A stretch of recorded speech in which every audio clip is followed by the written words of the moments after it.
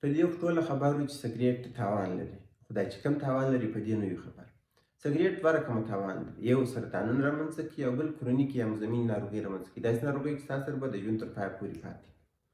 سرطانونه چې دي که د سر له خوا څخه شروع کړو، په یو شخص کې د دوامداره سګرېټ څکولو په خاطر چې سرطان رامنځته کېږي، کېدلی شي چې د سر د یوې برخې او د غاړې سرطان رامنځته شي. هغه نو که په سر او په غاړه کې د هرې برخې حساب کړي.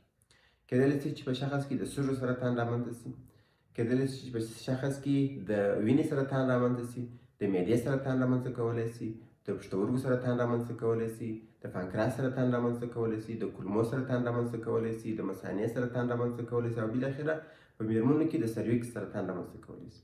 دا هغه عام سرطانونه دي چې د سګرېټو د دوامداره استعمال په خاطر باندې په اشخاصو کې رامنځته کېږي.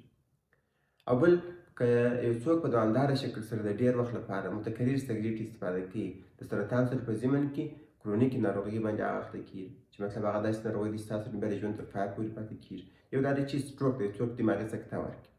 دویم دا دی چې مطلب کېدلی شي چې شخص ړوندوالی ورکړي، مطلب سترګې د سګرېټو د دوامداره څکولو په خاطر باندې ړندې شي.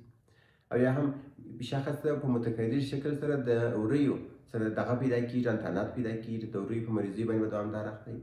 کېدلی شي چې د اورټا رپچر ورکړي شخص، مطلب د زړه څخه غټ رګ شي او ټول وجود ته وینه خپروي، د هغه څیرېوالی رامنځته شي.